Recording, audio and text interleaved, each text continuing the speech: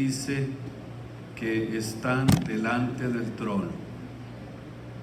Y en Isaías 11:2 están descritos estas manifestaciones que reposarían, según Isaías 11:1 y 2, en el Mesías, espíritu de sabiduría, de inteligencia, de consejo, de fortaleza, de conocimiento y de temor del Señor. Vamos a concentrarnos en esta ocasión en el espíritu de consejo y de temor de Dios.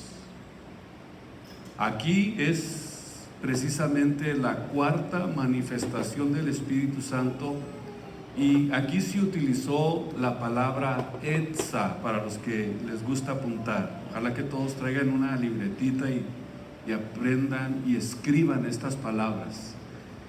Es la palabra E-T-S-A-H, y del griego es la palabra boule. Por eso tenemos nosotros que entender que desde que nos convertimos a Jesús, desde que entregamos su vida a Él, hijos de Dios, desde ese momento Dios anhela darnos consejo. Por eso desde que nos convertimos a Jesús, comenzamos a buscar a Dios para que Él venga y nos aconseje, nos guíe y nos ayude para poder recibir instrucciones de Él. Cuando comenzamos nosotros a recibir consejo de Dios, ya no necesitamos al psiquiatra, ni al psicólogo, ni tampoco en el amor necesitamos ir a la doctora Corazón para que nos guíe. Ahora nosotros ya tenemos una guía, tenemos alguien que nos ayuda, que nos aconseja, alguien que nos da lo que nosotros vayamos, conforme vayamos caminando, recibiendo esas instrucciones que necesitamos a Él. La razón por la que ya no recurrimos a esos métodos es porque Dios anhela que nosotros le busquemos a Él y que lo hagamos para todas las decisiones que tenemos que tomar en la vida. Es importantísimo esto para que nosotros vayamos siendo guiados por Dios. Y es el Espíritu Santo que tenemos dentro de nosotros, que nos lo dio Dios para que podamos, a través de este Espíritu Santo que vive en nosotros, guiarnos, para aconsejarnos y para que podamos caminar por el camino de la verdad. Y nosotros tenemos que entender qué es lo que significa este espíritu de consejo. Y eso significa vivir haciendo la voluntad de Dios siempre. Este espíritu de consejo es recibido por aquellos que han decidido ser santos en toda su manera de vivir, en toda su forma de vivir. Aquellos que han decidido seguir a Cristo de verdad, pero muy, muy en serio. Aquellos que han determinado consagrarse a Cristo.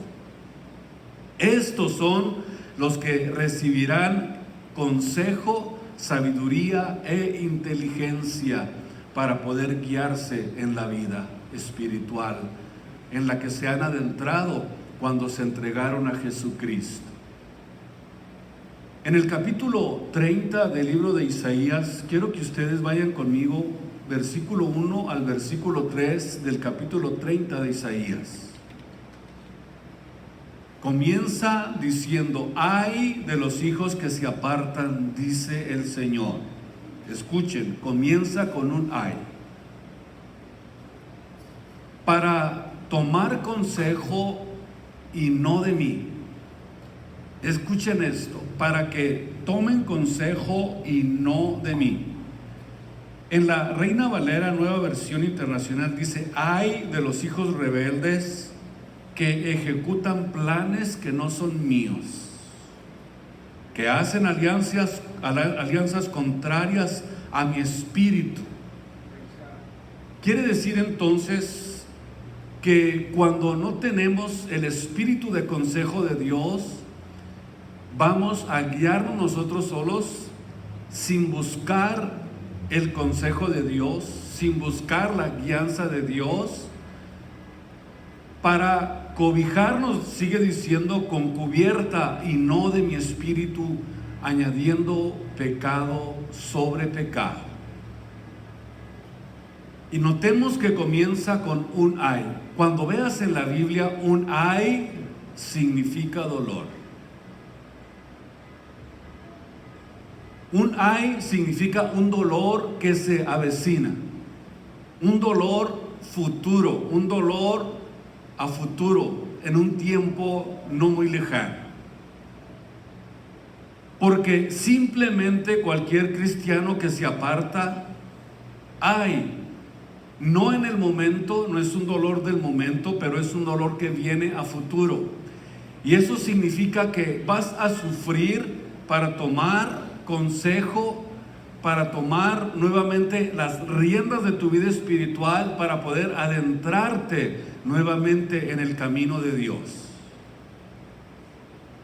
Tomas consejo, dice Dios, y no de mí, sino que vas a otro lugar, vas al psiquiatra, confías más en el hombre, confías más en la guianza y en la sabiduría del hombre que en la sabiduría de la Biblia, de la palabra de Dios.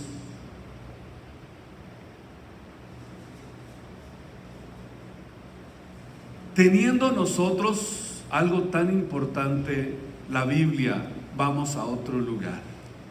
Habiendo en nuestro alrededor cristianos maduros con los que puedes ir y poder consejo, vas a otro lugar a pedir consejo, a buscar ayuda para cobijarte, como dice Isaías, con cubierta y no de mi espíritu. Vemos entonces algo interesante que sucede aquí en el capítulo 30 del libro de Isaías. Vemos, número uno, la futilidad de Israel de confiar en Egipto. Y los consejeros de Ezequías lo apremian aquí a acudir a los egipcios y no a Dios, para recibir ayuda contra la invasión de Asiria. Y el profeta Isaías aquí está denunciando esta confianza más en Egipto que en Dios. Está denunciando esta confianza más en el hombre que en la confianza que debemos nosotros de tener en Dios.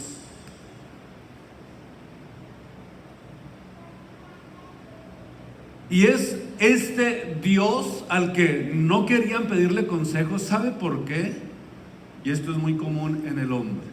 El hombre así es, inevitablemente, porque Dios les había prohibido que fueran a Egipto. Entonces, cuando el hombre sabe que lo que es contra Dios, cuando entiende que el pecado que va a cometer es contra Dios, prefiere no preguntarle a Dios, porque ya sabe que Dios le va a decir que no. El hombre por naturaleza es contrario, rebelde a Dios. Así somos por naturaleza. Dios les había prohibido, este tipo de alianzas. En Deuteronomio 17:16, hablando de Egipto, Dios le dijo a Egipto: no procuraréis volver más por este camino. ¿Se fijan ustedes? ¿Por qué tomo las decisiones yo solo sin preguntarle a Dios? Porque sé que voy a hacer algo que es pecado, que es contra Dios, y que ya sé que Dios me va a decir absolutamente no. En el versículo 2 de Isaías 30, pártense para descender a Egipto y no me han preguntado absolutamente nada, para fortificarse con la fuerza de Faraón y poner su esperanza en la sombra de Egipto. El que se aparta comienza a descender. Desde el momento en que comienzas a determinar, a decidir, a hacer lo que vas a hacer en contra de Dios, sabiendo perfectamente que no es la voluntad de Dios, desde ese momento tu vida comienza a descender. Desde ese momento ya vas de picada.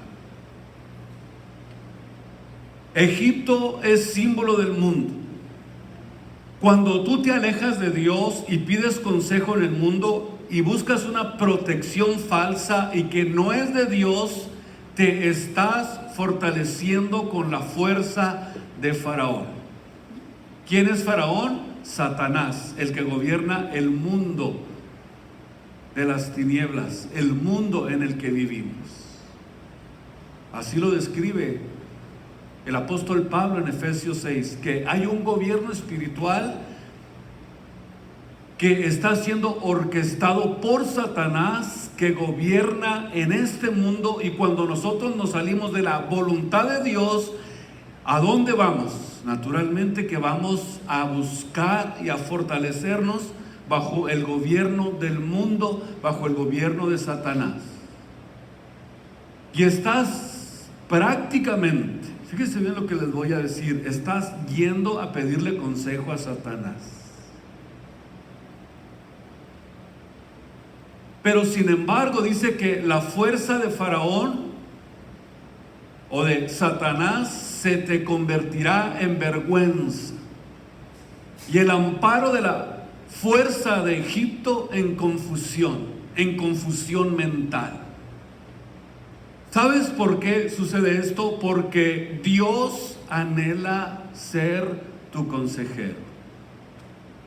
¿Cuántos creen que Dios anhela que nosotros confiemos en Él, que nosotros creamos en su consejo, que nosotros busquemos su consejo, busquemos su guianza, busquemos estar siempre acordes con Él?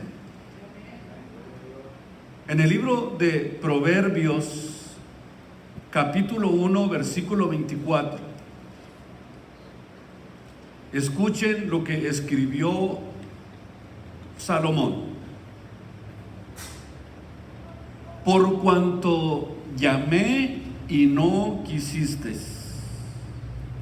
extendí mi mano y no hubo quien escuchase. Antes, escuchen esto, desechaste todo consejo mío y mi reprensión no quisiste. Es ahí precisamente donde viene el descenso, donde viene la caída, donde viene la picada. Antes desechaste todo consejo mío y mi reprensión no quisiste. También dice Dios, yo me reiré en vuestra calamidad y me burlaré cuando os viniere lo que teméis. Cuando viniere como una destrucción lo que teméis, y vuestra calamidad llegare como un torbellino. Cuando sobre vosotros viniere tribulación y angustia, entonces me buscarán, me llamarán y no responderé. Buscarme han de mañana y no me hallarán, por cuanto aborrecieron la sabiduría y no escogieron el temor de Dios, ni quisieron mi consejo. Vemos entonces que realmente cuando no entendemos esta área espiritual de nuestra vida, entonces Dios se aparta de nuestras vidas. ¿Quién es el que se apartó de Dios? El que descendió a Egipto, el que descendió al mundo, el que prefirió el consejo del mundo en lugar del consejo y la sabiduría espiritual de Dios. Los pecadores que responden con indiferencia, y burla al consejo de Dios, dice la Biblia, aumentan su culpa. Y dice Pablo que por su dureza y su corazón no arrepentido, ¿qué están haciendo? Atesorando para sí mismos ira, para el día de la ira y la manifestación del justo juicio de Dios, el cual, dice, pagará a cada uno según fueren sus obras. Por eso, cuando Isaías habló acerca de aquel Mesías que vendría algún día al mundo, dijo en Isaías 9:6, porque un niño nos es nacido, hijo nos es dado. Y el principado, o sea, todo, él tiene el principio en todo. El principado sobre su vida, sobre sus hombros. Y llamaráse admirable. Escuchen. Número 2, consejero, Dios fuerte, Padre eterno, príncipe de paz. Entonces, en aquel Mesías que vendría al mundo estaría el espíritu de consejo. Y si Él tiene el espíritu de consejo para nosotros, Él puede ser muy bien nuestro consejero espiritual. Confiemos más en Él que en el mundo. Confiemos más en Él que en ninguna otra cosa, porque Cristo es nuestro consejero. Él es el que nos guía. Muy bien, ahora vamos al espíritu de temor. Hemos descubierto que es importantísimo temer a Dios.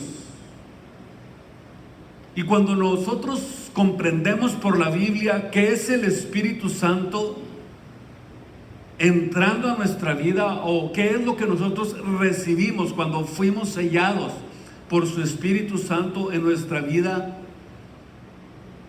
y esta es precisamente una de las manifestaciones del Espíritu Santo de Dios en nuestras vidas.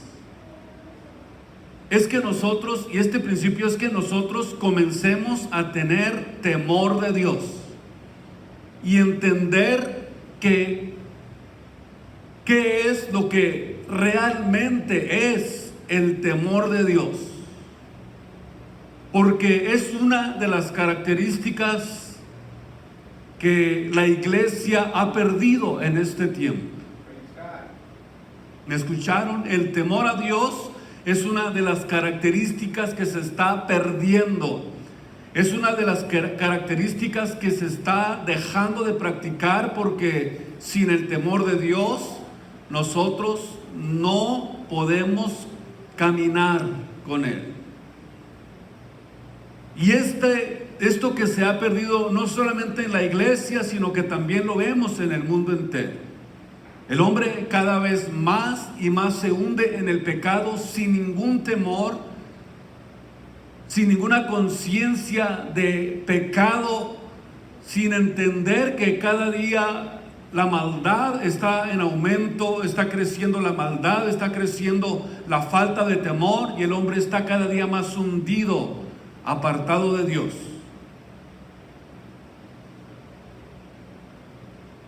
El temor de Dios es la conciencia continua. Esto es importante que ustedes y yo lo comprendamos. El temor de Dios es la conciencia continua de que Dios nos está mirando, de que Él está presente en todo lo que hacemos. Está presente en nuestros pensamientos, observa todo lo que hacemos, nos ve todo el tiempo, y por ende entendemos además que si nosotros tenemos esta conciencia, este espíritu de inteligencia y de temor de Dios en nosotros, y saber que estamos siendo constantemente monitoreados por Él, también eventualmente comenzamos a comprender que Él nos va a recompensar por el estilo de vida que vivimos. Escuchen, esto es muy importante. Y que Él nos va a recompensar o nos va a pagar de acuerdo a las acciones que nosotros hayamos hecho. Por eso es que nuestra actitud debería de cambiar al darnos cuenta que Dios nos observa. Al entender que estamos delante de un Dios del que no vamos a poder esconder absolutamente nada, y que el día del juicio, cuando estemos delante del trono de Dios, delante del trono blanco, Él va a revisar cada instante, cada momento de nuestras vidas. Es como si existiera un video donde estás viéndote. Imagínate que pongan un video y que salgas a nivel mundial robando. Qué vergüenza, ¿verdad? Y que comienzan a decir: mira, es fulano, es mengano, es la persona que yo conozco, es el hermano que alaba y glorifica a Dios con todas sus fuerzas en el altar.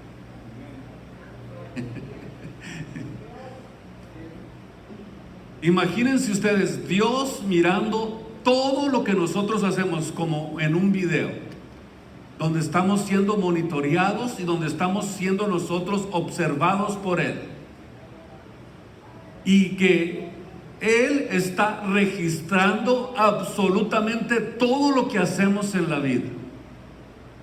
Y que todo lo que nosotros hagamos nos va a alcanzar para bien o nos va a alcanzar para mal. En el libro de Deuteronomio, capítulo 28, comienza Dios a recordarles en el libro de Deuteronomio nuevamente lo que es la ley de Dios. Comienza a decirles que si nosotros oímos diligente la voz de Dios para guardar y poner por obra los mandamientos que yo les prescribo, porque era la segunda vez que Dios les daba la ley, también Jehová tu Dios te pondrá en alto sobre las gentes de la tierra, y vendrán sobre ti todas estas bendiciones y te alcanzarán cuando oyereis la voz de Dios. Imagínense ustedes, todas estas bendiciones te alcanzarán cuando oigas la voz de tu Dios. Serás bendito en tu entrada, bendito en tu salida, bendito en todo lo que hagas. Todo lo que tú hagas será prosperado, de acuerdo a lo que la Biblia nos enseña. O sea que todo lo que hagamos en la vida nos va a alcanzar. Y esto no siempre viene inmediatamente, pero con el tiempo. Si nosotros perseveramos manteniendo nuestra integridad, nuestra honestidad y nuestra santidad delante de Dios, sin importar el tiempo que pase, eventualmente todas las bendiciones de Dios nos van a alcanzar. Como dijo el salmista en el Salmo 23, el bien y la misericordia me seguirán, dijo David, todos los días de mi vida. Eso quiere decir que cuando nosotros nos adentramos y tenemos temor de Dios para caminar en esta vida, para caminar en integridad, en honestidad y en santidad, no tengo yo que andar detrás de las bendiciones, sino que las bendiciones me seguirán a mí. ¿Ven ustedes la diferencia que existe? No tengo yo que preocuparme porque voy a echar una barda en tal lugar y tengo que ir para allá y dejar de hacer la obra de Dios. No tengo yo que pensar más en las cosas de la tierra, sino pensar más en las cosas espirituales, para que el bien y la misericordia de Dios me sigan, porque yo mantengo esa fidelidad, esa entrega, y eso es lo que Dios quiere ver de nosotros, que comenzamos realmente a caminar por fe y no por lo que sentimos y lo que pensamos y lo que nosotros creemos que es lo que debemos de hacer. Caminar por fe es un don de Dios. Nos alcanzan las bendiciones, el bien, decía David, y la misericordia me seguirán todos los días de mi vida, y en la casa del Señor viviré por largos días. Y todo lo que nosotros emprendamos prosperará. Lluvias de gracia, lluvias de bendición. Dice la Biblia, abriré las ventanas de los cielos y voy a derramar, voy a vaciar sobre sus vidas bendición hasta que sobreabunde. Y todo lo que tú tengas No importa lo que tengas, tienes las bendiciones de Dios. Job dijo, Él me dio, Él me quitó, pero tengo su bendición. No importa lo que esté pasando, no importa lo que esté sucediendo, no importa que a lo mejor en este momento esté triste, esté desalentado, esté pasando por una situación difícil, pero tengo la bendición de Dios, que es más valiosa que lo que yo pueda tener, que lo que yo pueda atesorar, lo que yo pueda experimentar en esta tierra, porque el bien y la misericordia me seguirán, me siguen a mí.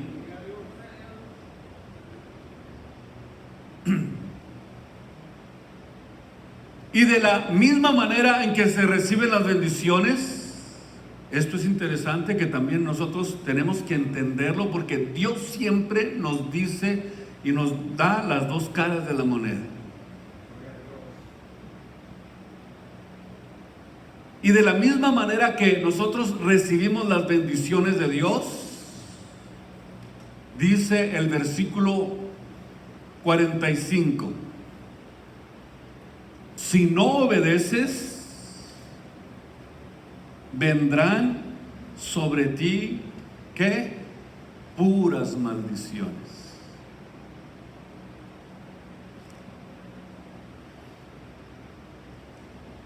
Imagínense ustedes. Y las maldiciones te perseguirán también. ¿Ya lo miraron? Y te alcanzarán hasta que perezcas. Por cuanto no habrás atendido a la voz de Dios para guardar sus mandamientos y sus estatutos que Él mandó que pusieras por obra. Si no obedeces, dice Dios, también te van a perseguir las maldiciones.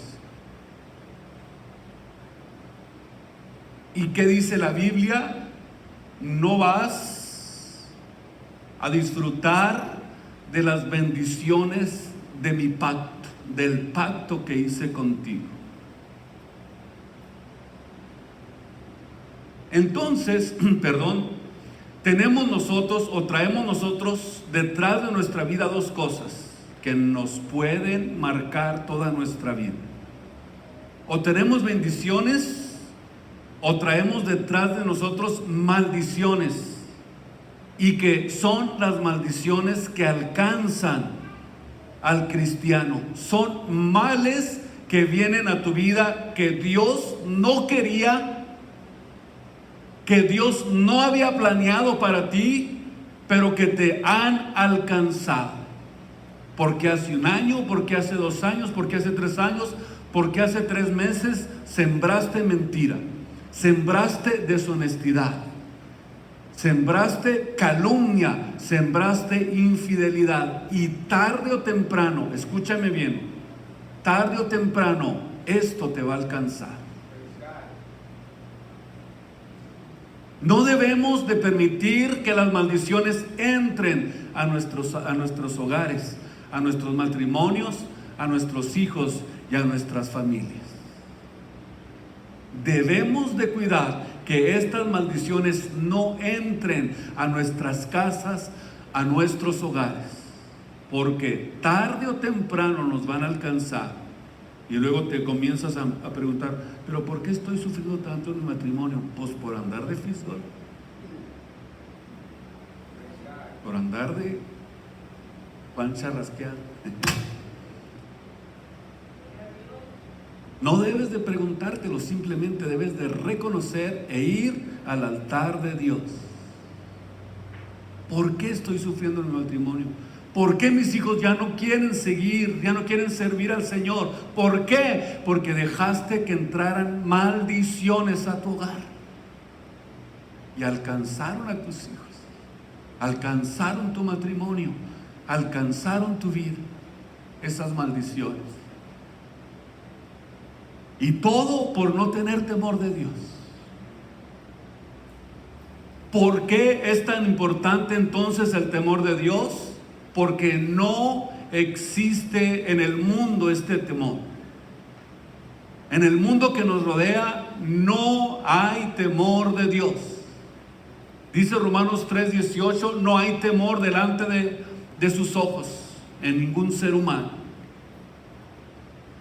Así es como lo describe el apóstol Pablo en esta porción de Romanos 3:18. No hay temor delante de los ojos de Dios, no hay temor, hay pura maldad en el hombre.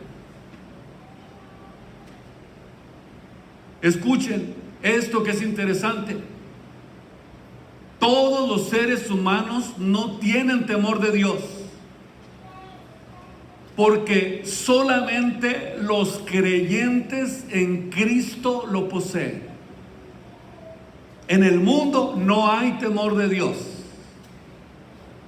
delante de los ojos de Dios, pero los cristianos que han recibido a Jesús como su Señor el Salvador lo poseen, porque es un don de Dios, un don del Espíritu Santo, una de las cualidades del Espíritu Santo de Dios. En el libro de Pedro, capítulo 2, segunda de Pedro, quiero que ustedes vayan conmigo a esta porción. Segunda de Pedro, capítulo 2, vamos a leer versículo 4. Para que entendamos que necesitamos el temor de Dios para conducirnos.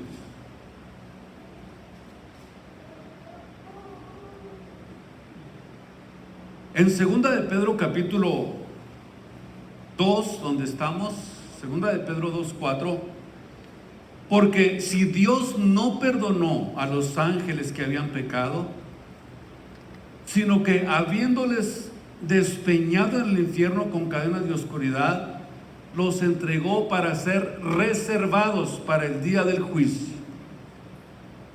¿Saben ustedes por qué Dios envió a Satanás hasta ese lugar?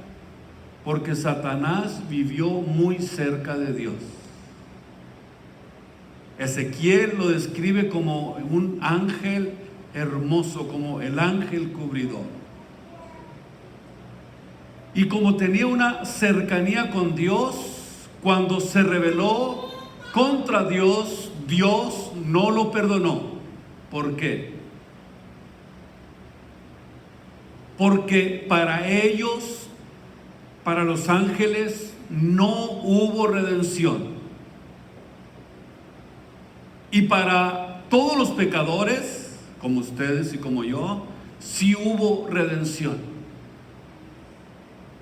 O sea que hasta este momento pudiéramos decir, el perdón de Dios está a nuestra disposición, porque hubo alguien que murió y resucitó, hubo alguien que dio su sangre, hubo redención al grado de que Dios mismo vino a salvarnos y a dar su sangre, a dar su vida por ti y por mí. Por eso es que sí hay redención para nosotros, algo que para ellos no existe. No hay posibilidades de redención, porque vivieron muy cerca de Dios, estaban profundamente relacionados con Dios, y entre más relacionados estemos con Dios, más fuerte es la caída. ¿Y entendemos? Esto es interesante. No los perdonó, dice la Biblia, sino que los arrojó al Tartarus del griego. Los griegos enseñaban que el Tartarus era un lugar más bajo que el Hades.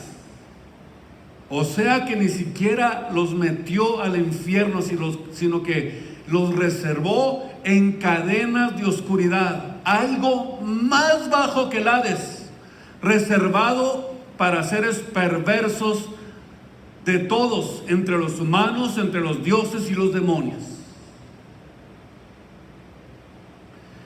Los judíos llegaron a utilizar el término para describir el lugar a donde eran enviados, o donde fueron enviados los ángeles caídos, como las profundidades del abismo.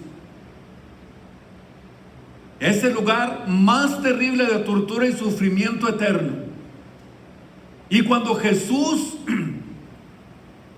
bajó hasta este lugar, mientras su cuerpo estuvo en la tumba, dice la Biblia que fue y proclamó su triunfo sobre los demonios durante el tiempo de su muerte y resurrección. En Efesios capítulo 4, versículo 9. Aquí es donde están las partes más profundas de la tierra, según Efesios 4:9. Dice que descendió a las partes más bajas de la tierra. Y Primera de Pedro, vámonos con paciencia, ¿ok? Primera de Pedro 3:19 dice que fue y predicó a los espíritus encarcelados. ¿Hasta dónde bajó Jesús? Fue y les predicó a los espíritus encarcelados. Y vemos nosotros que cuando Jesús estuvo aquí en la tierra, nos damos cuenta el horror que los demonios le tienen a ese lugar. ¿Sabían esto? Los demonios sienten terror de ese lugar. Esa fue la razón por que le rogaron a Jesús durante su vida en la tierra que no los enviara allí antes del juicio.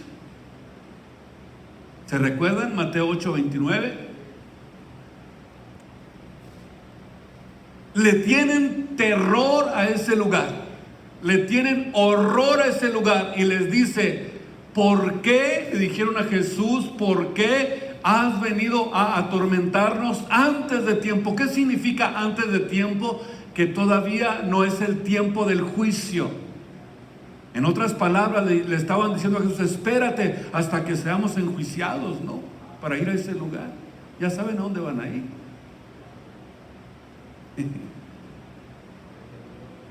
Eso significa antes de tiempo.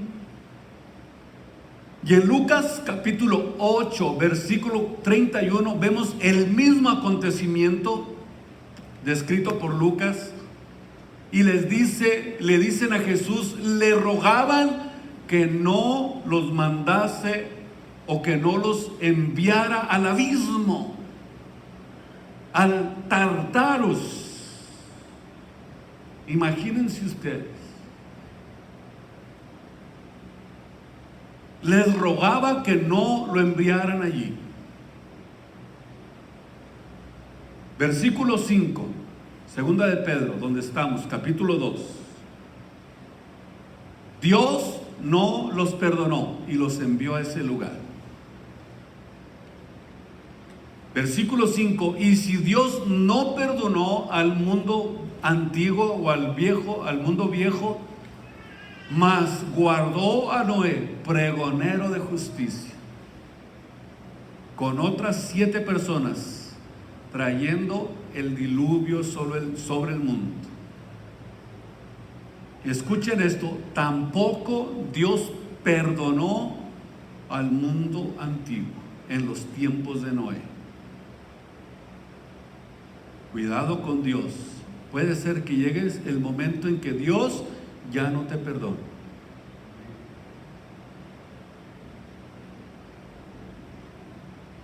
La Biblia nos enseña que hace más de 4000 años hubo una civilización entera que fue sepultada bajo las aguas del diluvio. ¿Por qué Dios no los perdonó? Porque solo perdona a Dios, ¿saben a quién? A los que se arrepienten. Si no te has arrepentido de tus pecados, todavía no has sido perdonado.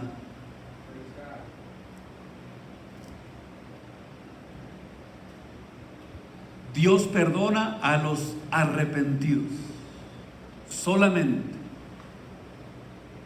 Y entonces vemos aquí el ejemplo que sirve como precedente del juicio futuro de Dios sobre el mundo.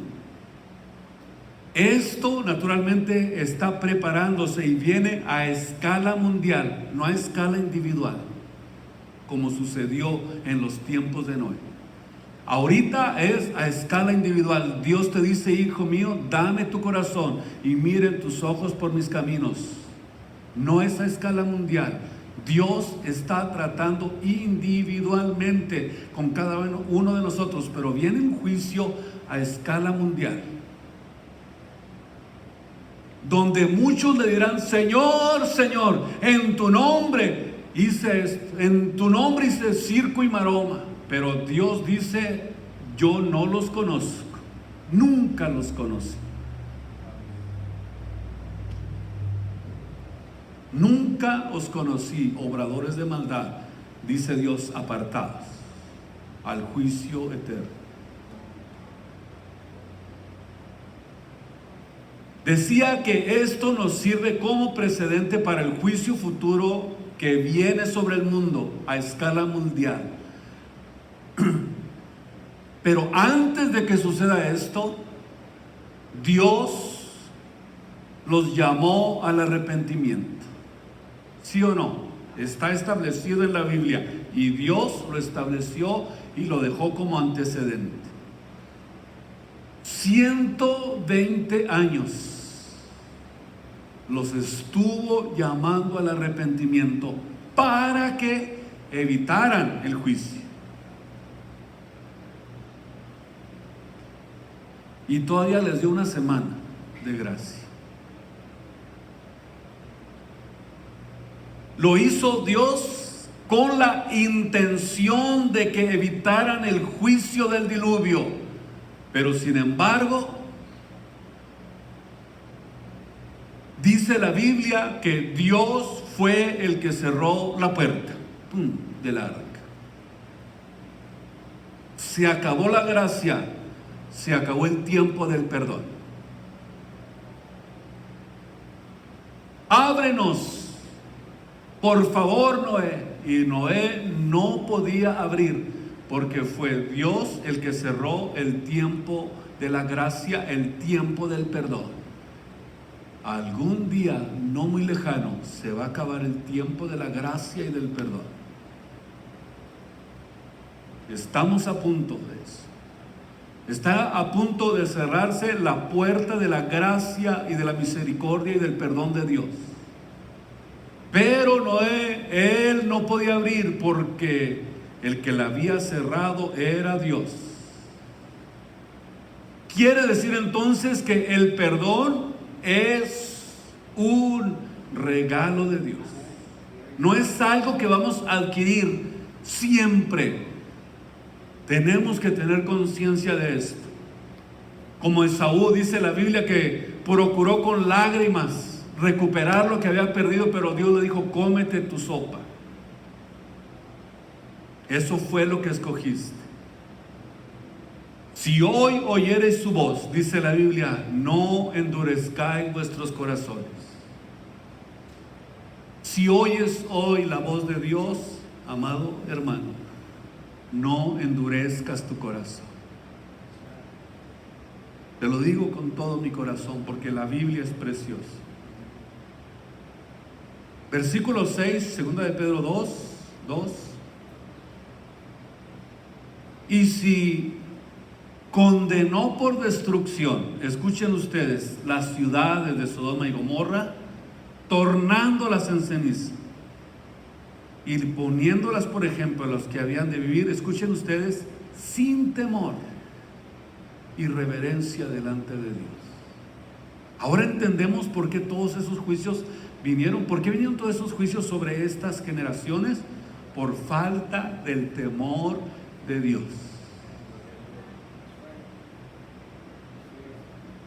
Por eso les dice Dios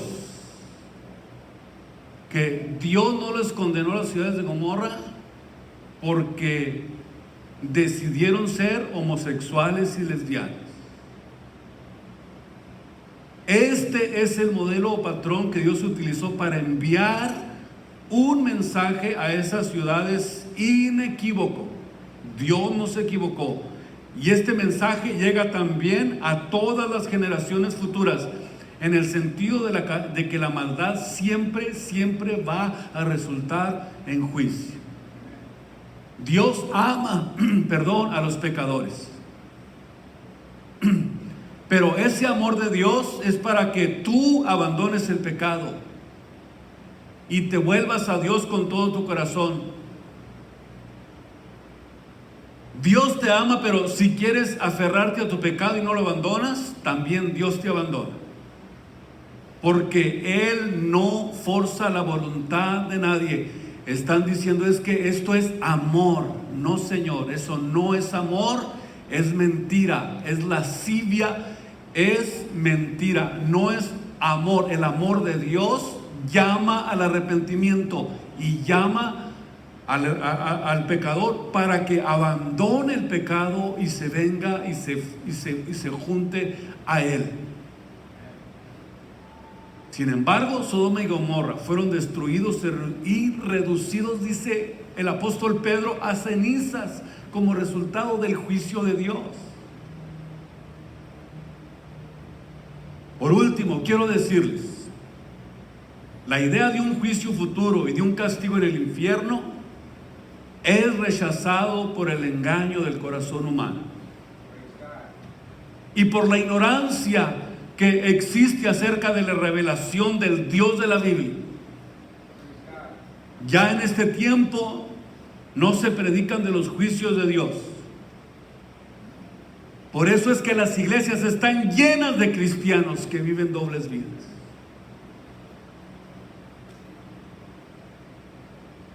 Pero vienen a la iglesia porque el mundo está en la iglesia. La disco está en la iglesia. La barra para tomar lo que quieras está en la iglesia. Y no estoy mintiendo. Y el juicio de Dios te va a alcanzar. Por eso, en esta preciosa mañana, ten temor de Dios en tu vida por lo que más quieras. Que el temor de Dios te guíe y te aparte del pecado, para que los juicios de Dios no te alcancen. Pónganse de pie en esta tarde.